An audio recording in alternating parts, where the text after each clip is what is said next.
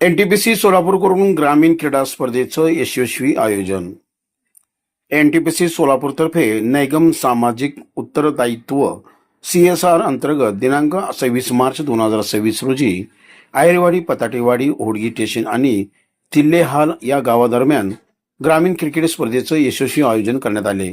या उपक्रमाचा मुख्य उद्देश ग्रामीण भागातील युवकांना व्यासपीठ उपलब्ध करून देणे, त्यांच्यात क्रीडा भावना विकसित करणे तसेच परस्पर सहकार्य, समन्वय आणि सामाजिक ऐक्य वाढवणे हा होता.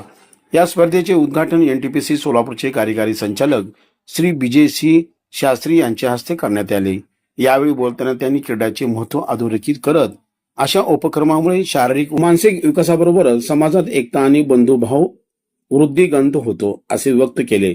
या प्रसंगी MKBB मुख्य महाव्यवस्थापक प्रचालन व अनुरक्षण श्री सुभाषिष बंदोपाध्याय, महाव्यवस्थापक अनुरक्षण व NDM यांच्यासह एनटीपीसीचे वरिष्ठ अधिकारी, कर्मचारी आणि विविध गावांचे सरपंच मोठ्या संख्येने उपस्थित होते.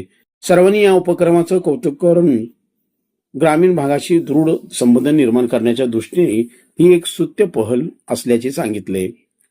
स्पर्धेदरम्यान खेळाडूंमध्ये प्रचंड उत्साह, ऊर्जा आणि उत्कृष्ट क्रीडा भावना पाहायला मिळाली.